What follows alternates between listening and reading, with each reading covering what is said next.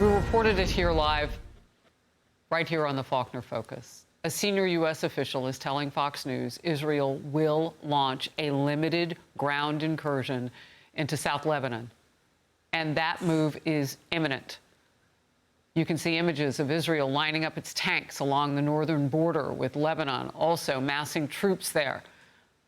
The region is bracing for Iran to retaliate over the killing of top Hezbollah and Hamas leaders now in a series of Israel Defense Force strikes. Prime Minister Benjamin Netanyahu spoke directly to the people of Iran. Iran's tyrants don't care about your future, but you do. When Iran is finally free, and that moment will come a lot sooner than people think, everything will be different. I know you don't support the rapists and murderers of Hamas and Hezbollah, but your leaders do. You deserve more. The people of Iran should know Israel stands with you. Iran has promised to hit back at Israel after the IDF carried out a major airstrike inside the capital of Lebanon last week. In Beirut, that strike killed and eliminated a longtime Hezbollah leader, Hassan Nasrallah. Here's reaction from lawmakers. I think the IDF sent a powerful message to Hezbollah. This has been a really challenging situation that they've been faced with, and they've got to, do something about it. I think if Nasrallah was still alive, the threat of a broader conflict is even higher. So Israel has no choice but to defend itself. And so wiping out not just Nasrallah, but the senior leadership of this evil organization, I think is a service to humanity. And you heard me mention that word of elimination. That is that whole leadership line that you see Senator Rubio talking about today. The Pentagon is making plans of its own as the conflict there is getting hotter. Chief National Correspondent of Security, as you can see, Jennifer Griffin is with me, and she's at the Pentagon. Jennifer. Harris, a senior U.S. official, as you mentioned, told our own Liz Frieden that a limited ground incursion by the IDF into South Lebanon is imminent. It will be smaller, we're told, than in 2006 and shorter in nature. Not wanting the fighting to escalate, President Biden called for a ceasefire and was adamant that he would not send more U.S. troops to the Middle East. But the Pentagon is deploying 700 National Guard soldiers from Tennessee and 600 from the Indiana National Guard as part of normal troop rotations. This is on top of the 40,000 American troops already in the region on heightened readiness. The Pentagon announced Sunday the USS Wasp Amphibious Ready Group and the 24th Marine Expeditionary Unit will remain in the eastern Mediterranean in case a potential evacuation of U.S. citizens from Lebanon is needed. We have to be prepared for some sort of response. We have to make sure that we are ready, and we are. We believe we have the force capability we need in the region, but it's not clear right now, too soon to know how Iran's going to react to this.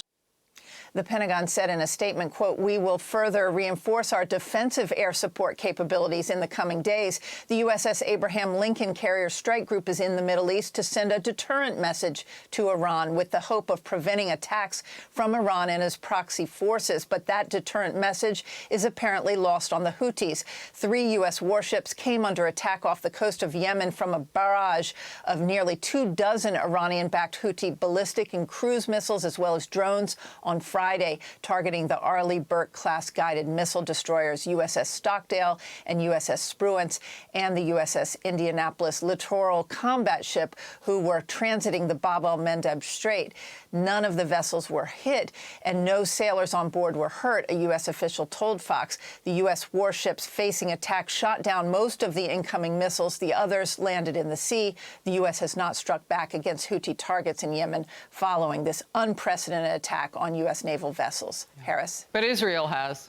Israel hit Yemen yesterday. Maybe even on our behalf, we could benefit from their fight. Jennifer, thank you. Robert Greenway, a former Defense Intelligence Agency officer, now director of the Center for National Defense at the Heritage Foundation, is in focus.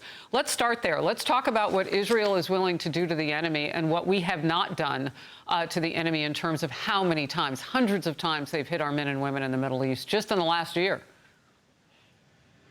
It's absolutely right, Harrison. Thanks for having me. So we've seen Israel decapitate Hezbollah in dramatic fashion, a limited ground incursion necessary and inevitable in many ways. How it starts is not necessarily how it'll finish. You're right that we've been attacked over 180 times in Iraq and Syria without responding to the most recent casualties. And now, as Jennifer pointed out, you acknowledge that we've been attacked again, now some 220 times by the Houthis in the Red Sea without a U.S. response. Obviously, the Houthis know that the Israelis are responsible. One ballistic missile warrants attack on gas infrastructure at Hudaydah port. That's the model, and we ought to be doing the same thing. So, Robert, why don't we attack the same way and retaliate in the same way? We have the power to do it. Absolutely do. And of course, deterrence is a combination of capacity and capability and fear imparted in the enemy, and we haven't yet done it. The fear is what's driving U.S. policy. We're afraid of escalation, and we have been from the beginning. Of course, that's the fastest way to get there. And right now, the region is spiraling out of control, and the U.S. is a bystander in all of it. Wow. Deterrence. You mean like when Biden says don't, and then Iran does? Let's get to this. Hezbollah has been linked to several anti-United States attacks since the 1980s. The group's attacking against Americans includes the suicide truck bombings in 1983 and 1984 in Beirut, which targeted the U.S. Embassy, the U.S. Marine Barracks, and the U.S. Embassy Annex. The death toll in just those attacks was more than 300 Americans and Lebanese citizens. Robert, we are up against an enemy that will hit us, Iran, or do you think it won't? Do you think it'll continue to just fan out with these proxies, or is there something greater coming? Well, I think we can say two things for sure, that the region is not going to quiet down anytime soon, that Iran will continue to employ its surrogates as long as there's no cost presented. And second, it's going to complete its nuclear weapons program, and it gets closer every passing day. Under the Biden-Harris administration, it's been able to make unprecedented progress, is now effectively at zero breakout. And if we think they're irresponsible with missiles and drones, I wonder what they'll do with nuclear weapons. Wow. It's a catastrophic eventuality we can't allow to have happen. I have 10 seconds. Do you feel like you know enough about what a Kamala Harris would do if she had to take over now or would win the election in November? Well, I think we're watching it in real time, and we can't afford to see a continuation of it. If we're watching it in real time, that would be nothing or more of the same that's not working. Robert Greenway, thank you for being in focus on this breaking news. Thank you for joining me. It's been a busy Faulkner Focus, outnumbered after the break. Hey everyone, I'm Emily Campagno. Catch me and my co-hosts Harris Faulkner and Kaylee McEnany on Outnumbered every weekday at 12 p.m. Eastern, or set your DVR. Also, don't forget to subscribe to the Fox News YouTube page for daily highlights.